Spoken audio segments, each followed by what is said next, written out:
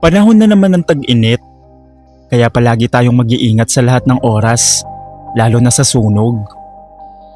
Tawagin niyo na lang akong Dexter. Nakatira ako noon sa tabi ng bahay ni na Ramon at Beth, isang magkasintahang ilang taon nang magkasama sa inuupahang maliit na bahay sa dulo ng compound namin. Noong una, maayos sila. Lagi silang magkasabay umalis, magkasabay umuwi, pero habang tumatagal, napansin naming nagbago ang takbo ng buhay nila. Si Beth ay laging pumapasok sa trabaho. Madaling araw pa lang, gising na siya. Nakikita ko siyang naka-uniform, may baong lunchbox. Nagmamadaling sumakay sa jeep. Paggabi naman, pagod na pagod siyang umuuwi. Si Ramon, madalas nasa bahay lang. Minsan, nasa tapat, nagyoyosi. Minsan, nakahiga sa papag. Minsan umiinom kasama ang ibang tambay. Sabi niya noon, naghahanap siya ng trabaho. Pero buwan na ang lumipas, wala pa ring nagbago. Naririnig naming minsan nagtatalo sila sa loob ng bahay. Hanggang kailan ba? Ako na lang ba ang palaging magtatrabaho? Sabi ni Beth isang gabi. Magkakatrabaho rin ako. Mag-aantay ka lang. Sagot naman ni Ramon. Pero paulit-ulit lang yun. Habang tumatagal, mas lumalalim ang tensyon sa bahay nila. Isang hapon, napansin kong maagang umuwi si Ramon. Tahimik siyang pumasok pero iba ang mukha niya. Parang naninigas ang panga. Mabilis huminga at halatang may kakaiba sa kanya. Makalipas ang ilang minuto, dumating si Beth. Hindi siya nag-iisa. May lalaking sumasabay sa kanya hanggang sa tapat ng bahay. Hindi ko kilala, pero mukhang malapit sa kanya dahil nag-usap pa sila bago umalis ang lalaki. Nakita ko mula sa bintana si Ramon, nakasilip sa loob. Doon ko naramdaman na may mangyayaring masama. Pagkapasok ni Beth sa bahay, biglang nagkaroon ng sigawan. Sino yun? Wala kang pakialam. Sigaw pabalik ni Beth. Maya-maya, mas lumakas pa ang away nila. Halos buong compound, nakikinig na. Lumabas ang ilang kapitbahay para sumilip. Pinapahiya mo ko, sabi ni Ramon. Pinapahiya? Sawang-sawa na ako sa'yo. Ako na lang nagtatrabaho. Ikaw, puro higa, yosi at pangako. Tumahimik sandali. Tapos narinig naming may nabagsak sa loob. Napatingin kaming lahat sa isa't isa. Beth, buksan mo ang pinto. Sigaw ng kapitbahay naming si Aling Nena. Pero walang sumagot. Maya-maya, naamoy ko ang kakaibang amoy. Matapang, pamilyar, parang gasolina. Lumapit ako sa pader nilang kahoy at sumilip sa siwang. Nakita kong hawak ni Ramon ang bote.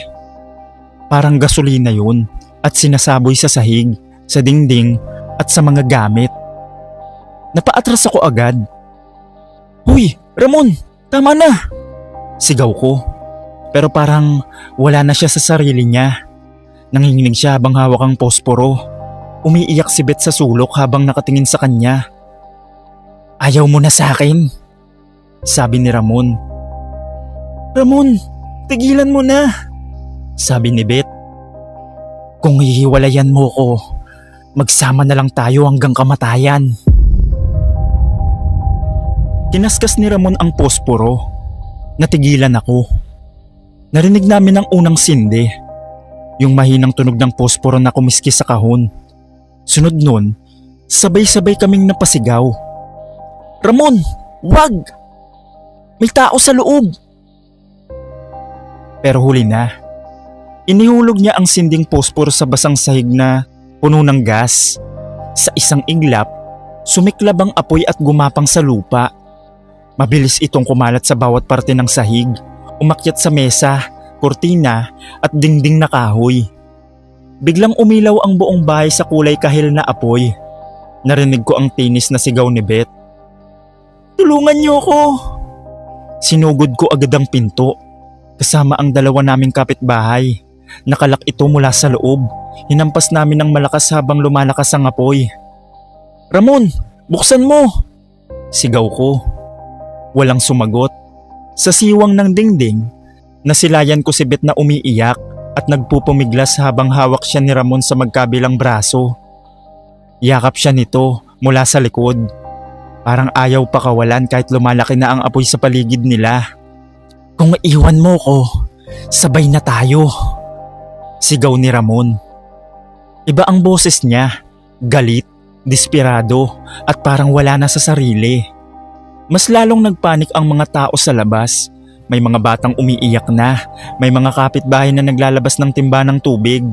Yung iba, tumawag na ng bombero. Sinipa namin muli ang pinto.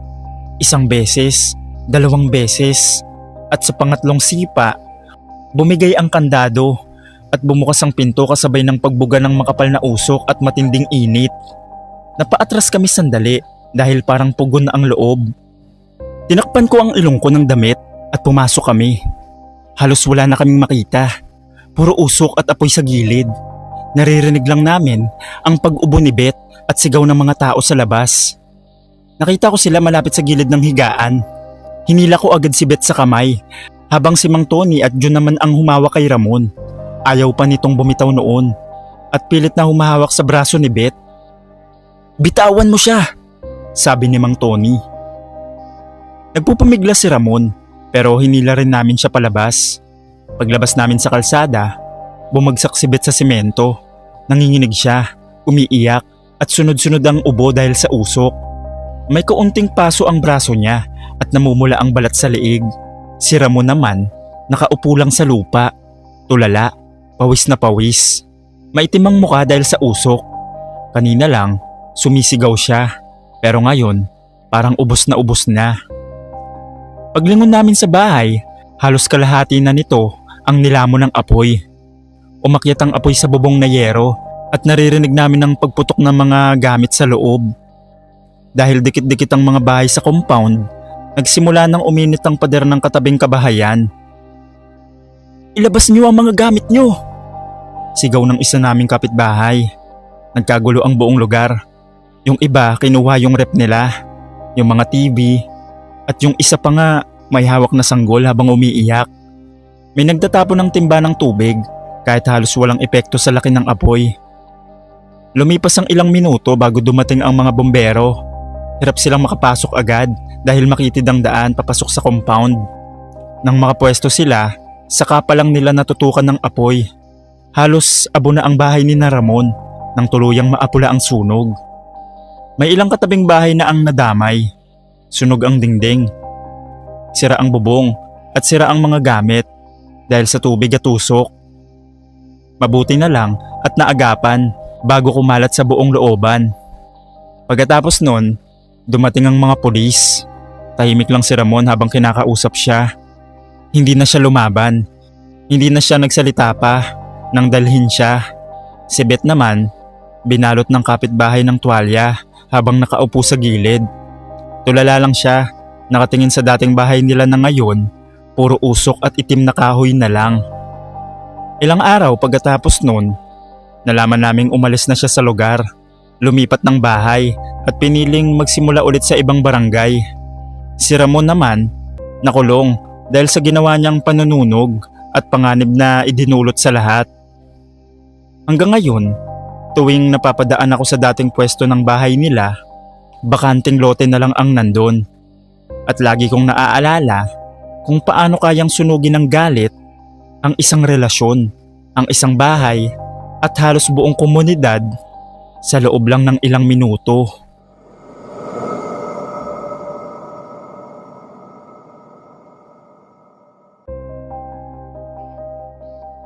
Isang magandang araw sa lahat, lalo na sa mga nakikinig ng PNT Stories. Ako nga pala si Marlon. Hanggang ngayon, sariwa pa rin sa isip ko ang gabing yun, kahit ilang taon na ang lumipas. Kapag napapadaan ako sa dating compound na yun, parang naaamoy ko pa rin ang sinunog na kahoy at mga gamit ng mga pamilyang nadamay sa galit ng isang tao. Nakatira ako noon sa isang masikip na iskinita sa gilid ng lumang palengke. Dikit-dikit ang bahay, karamihan gawa sa kahoy at pinagtagpi-tagping yero. Isang maling galaw lang, pwedeng madamay ang buong lugar. Kilala ang compound namin sa ingay, away, inuman at mga taong labas-pasok kahit madaling araw. May dalawang lalaking kilalang kilala roon. Yung isa, si Nardo, payat, laging puyat ang mata at nanginginig minsan ang kamay. Kilala siya sa pagiging mainit ang ulo kapag walang tama. Yung isa naman, si Bong. Tahimik kapag normal, pero tuso raw. Siya yung tipo ng taong laging may bulong-bulungan sa gilid ng kanto at maraming kakilala. Pareha silang adik. Matagal nang usap-usapan na may bintahan ng droga sa looban, pero walang nagsasalita ng diretsyo. Takot ang karamihan. Kapag may bagong muka, tumatahimik lahat. Gabi yun, bandang 10:00. Nasa labas ako ng bahay namin. Mainit pa ang simoy ng hangin kahit gabi na. Nakaupo lang ako sa monoblock habang umiinom ng kape. Napansin kong papasok si Nardo sa looban. Mabilis maglakad, parang iritable. Sunod kong nakita, si Bong nakatayo sa tapat ng isang bakandeng pwesto malapit sa dulo ng compound. Madilim doon, isang bombilya lang ang ilaw. Lumapit si Nardo kay Bong. Hindi ko rinig lahat ng usapan nila, pero halatang may transaksyon. Nagkatinginan muna sila, tapos may inabot si Nardo sa kamay ni Bong. Mukhang pera. Pagkatapos nun, tumango si Bong at sinabing kukunin niya lang. Sandali lang, kukunin ko lang. Narinig kong sabi niya. Umalis si Bong, papasok sa mas madilim na bahagi ng looban. Nagantay si Nardo. Una, kalmado pa siya. Nagyoyosi, palakad-lakad. Maya-maya, sumisilip na sa iskinita, tapos pabalik-balik na ang tingin sa dinaanan ni Bong. Lumipas ang ilang minuto, 10 minuto, hanggang sa 20 minuto. Hindi bumalik si Bong. Napansin kong iba na ang kilos ni Nardo. Kinaskas niya ang paa sa semento. Minumura na niya ng pabulong. Maya-maya, malakas na. Tang-inang yan. Mukhang inistapa na ako ah. Naglakad siya papunta sa pinasok ni Bong. Maya-maya, bumalik din agad. Halatang wala siya nakita. Mas lalong uminit ang ulo niya. Inistapa na talaga ako. May isang sumilip sa bintana. Yung ibang kunwaring walang narinig. Alam ng lahat na delikado makisawsaw. Lumapit sa akin ang kapitbahay naming si Aling Rosa. May gulo na naman, sabi niya habang nakasilip. Si Nardo noon, parang nawawala na sa wisyo. Pinagsisipa niya na ang basurahan sa gilid. Tinumba niya ang isang lumang bisikleta na nakasandal sa poste. Nanginginig pa siya sa galit at sa epekto ng droga. Maya-maya, sumigaw siya ng mas malakas. Pag hindi ka lumabas, pagsisisihan mo to. Tahimik ang looban. Walang sumagot, walang lumabas. Doon ako kinabahan. Kasi kilala ko si Nardo kapag nasagad. Wala na sa matinong isip. Hindi na siya makikinig kahit kanino. Naglakad siya palabas ng compound. Akala namin uuwi na at hindi na babalik. Pero pagbalik niya makalipas ang ilang minuto, hawak niya ang lumang galon sa isang kamay at lighter sa kabila. Kahit medyo madilim, kita ko agad sa lakad pa lang niya na wala siyang pakialam sa mangyayari. Lumabas ka! Sigaw niya habang papalapit sa bahay ni Bong. May ilang kapitbahay na sumigaw mula sa bintana. Nardo, tama na! Tumigil ka! Hindi maganda yung gagawin mo. Pero parang walang naririnig si Nardo. Binuksan niya ang galon at binuhos ang laman sa pader at harap ng bahay. Kumalat sa sahigang likido at dumaloy sa ilalim ng ibang kabahayan dahil sa dikit-dikit ang mga daanan. Doon na nagsimula ang takot ng lahat. May mga batang umiiyak, may mga nanay na nagmamadaling maglabas ng gamit. Yung iba, nagsara ng pinto sa kaba. Yung iba, tumakbo palayo. Tumayo si Nardo sa gitna ng daanan. hingal na hingal, tapos sumisigaw. Wala kang takas! Sunod niyang sinindihan ng lighter. Sa isang iglap, sumiklab ang apoy. Parang sumabog ang harap ng bahay sa bilis ng pagliyab. Umakyat agad ang apoy sa dingding na kahoy, pati sa bubong na yero. Tapos kumalat sa katabing bahay. Dahil tuyong-tuyo ang materyales at siksika ng compound, ilang segundo lang, 3 bahay na agad ang nasusunog. Nagsigawan ng mga tao. Tubig! Tubig! Ilabas niyo ang mga bata! May sunog! Nagkagulo ang buong iskinita. May nagbubuhat ng TV. May mga hawak na timba. May umiiyak habang bitbit ang mga anak nila. Yung iba, hindi na nakapagligtas ng gamit. Ako mismo, tumulong sa paghatak sa matandang kapitbahay palabas ng bahay niya habang lumalakas ang usok. Ang hirap huminga, mainit ang hangin, ang ingay ng sigawan, lagabog ng yero at pagputok ng mga kable. Paglingon ko kay Nardo, hindi ko na siya nakita. Parang naglaho sa gitna ng kaguluhan. Wala rin si Bong, hindi man lang nagpakita. Makalipas ang ilang minuto, dumating ang mga bombero. Hirap silang makapasok dahil sa masikip ang daan at nagkakandara pa ang mga tao sa paglikas. Ilang oras bago tuluyang maapula ang apoy. Pagdating ng umaga, ibang compound na ang nakita namin. Puro abo, mga sirang yero, sunog na kahoy, wasak na appliances, gamit sa bahay at mga pader na nangitim dahil sa sunog. Maraming pamilya ang nawalan ng tirahan. May mga sugatan sa pagmamadali sa pagtakbo. Yung iba sa covered court muna tumuloy. Nagbigay ako ng pahayag sa mga investigador. Sinabi ko ang nakita ko mula umpisa. Ang pera, ang paghihintay, ang galit, pati na rin yung pagsasaboy ng gas bago ito sindihan. Pero sa dami ng usapan at mga sumbong, iisa ang hindi nagbago. Hindi na nakita si Nardo, hindi na rin bumalik si Bong. Parang sabay silang naglaho pagkatapos ng gabing yun. Hanggang ngayon, kapag napag-uusapan sa lugar namin ang sunog sa lumang compound, iisa lang ang sinasabi ng matatanda. Isipin nyo, sa isang maliit na transaksyon lang na yun, buong komunidad natin ang nadamay. Ang gabing yun ay paalala na ang galit na hindi napipigilan ay pwedeng magdala ng kapahamakan sa marami. Sa isang iglap ng init ng ulo, maraming buhay ang naapektuhan. Kaya mahalagang maging mahinahon, mapagpasensya at mag-isip muna bago kumilos. Sa usapin ng sunog, laging mag-ingat dahil ang maliit na apoy kapag napabayaan, kayang tumupok ng lahat. Hanggang dito na lang po, Sir Dave. Sana mag-iingat tayo palagi sa lahat ng oras, lalo na sa panahon na to. Salamat.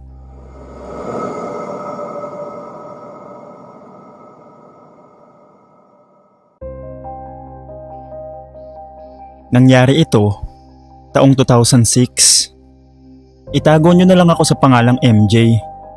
16 na taong gulang ako noon. Nakatira sa isang masikip na eskinita sa Tondo.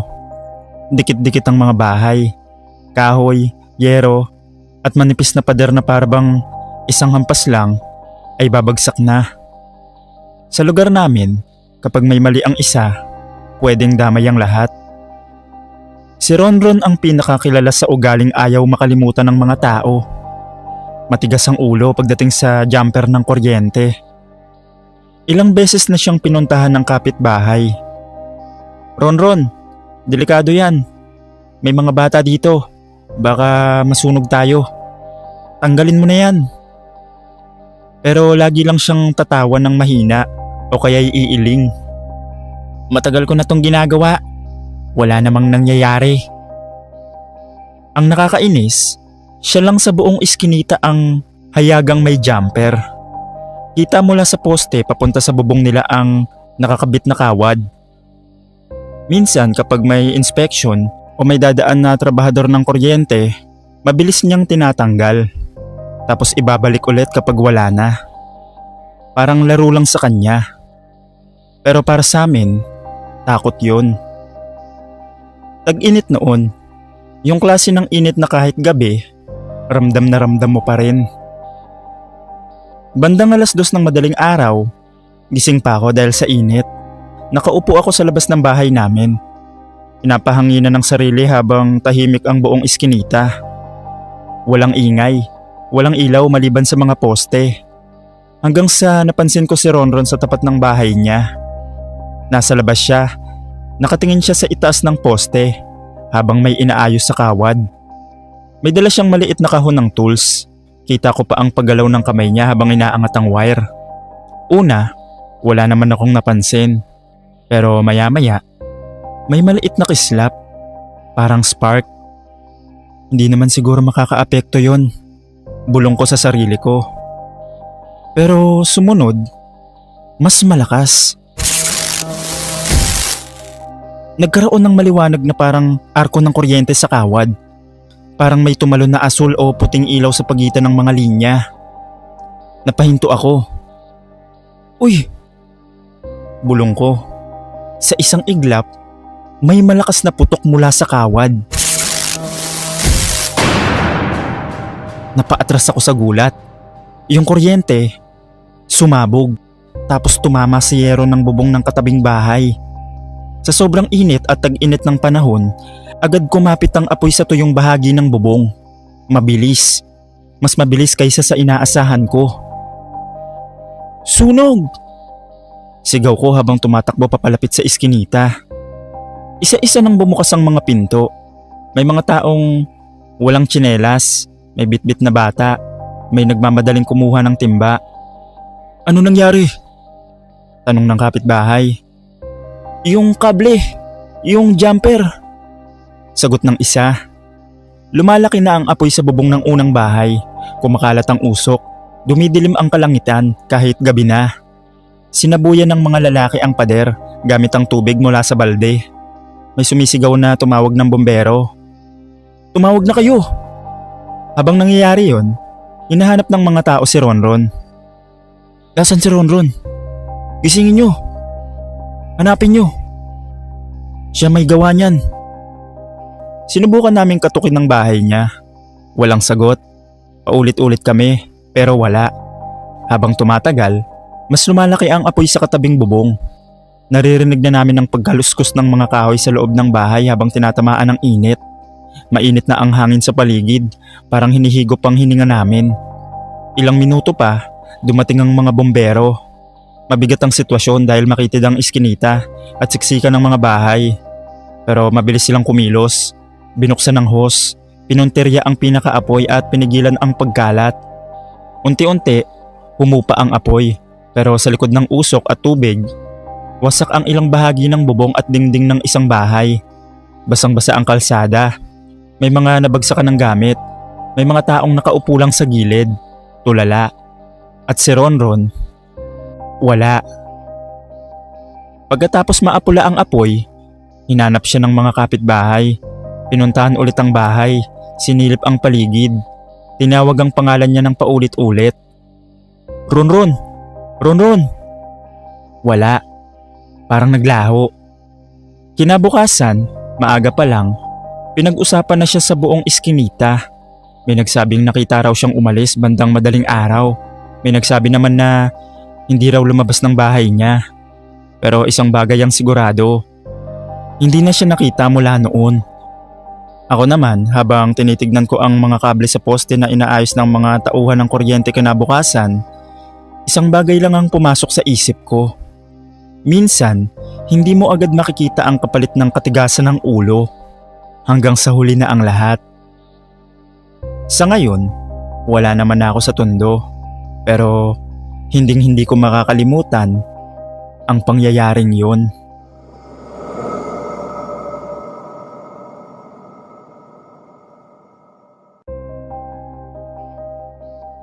Magandang araw sa lahat.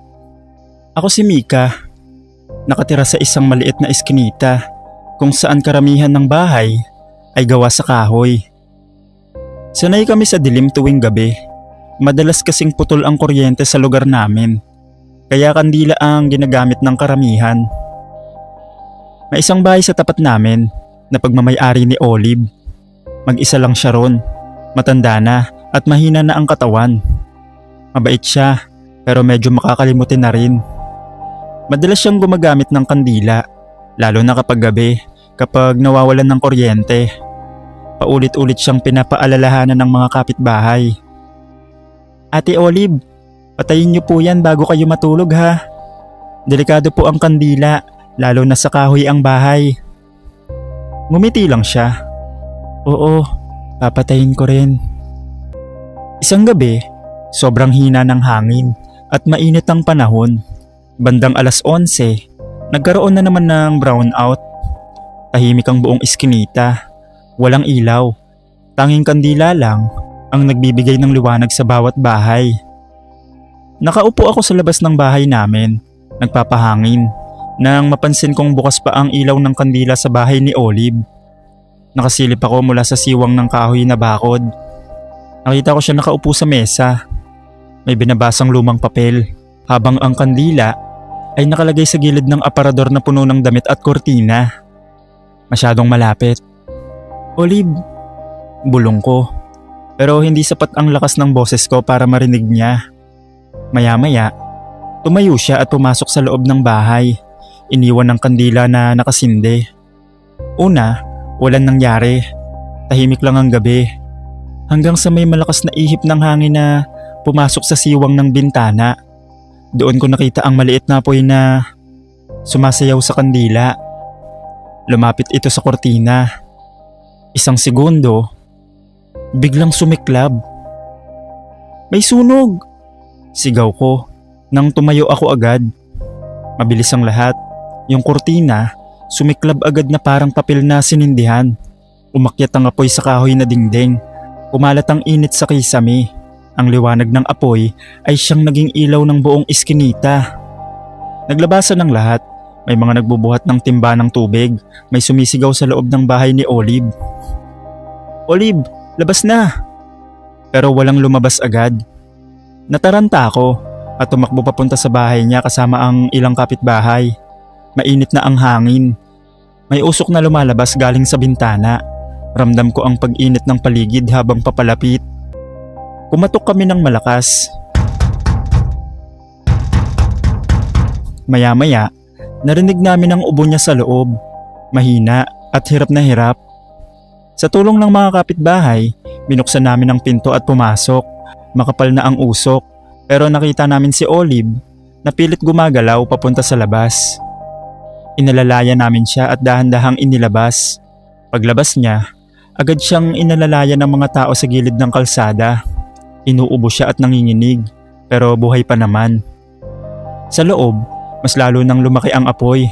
Kumalat na ito sa bubong at dingding ng bahay. Dahil dikit-dikit ang mga bahay sa iskinita, nagsimula na ring umabot ang init sa katabing kabahayan. Nagkagulo ang lahat. May mga batang umiiyak, may nagliligtas ng gamit, may tumatawag ng bombero. Makalipas ang ilang minuto, dumating na ang mga bombero. Pinilit nilang pigilan ng pagkalat ng apoy at sa kabutihang palad, naagapan ito bago kumalat sa buong iskinita. Ngunit nasunog pa rin ang malaking bahagi ng bahay ni Olive at may ilang katabing pader na nadamay. Pagkatapos ng lahat, tahimik na ulit ang lugar, pero mabigat ang katahimikan. Nakaupo si Olive sa labas, yakap ang sarili, nakatingin sa nasunog niyang bahay. Kinabukasan, tinanggal ang mga abo at natirang yero.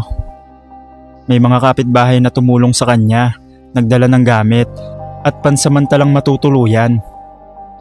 Pagkatapos ng pangyayaring yon, naging mas maingat na ang lahat sa lugar namin.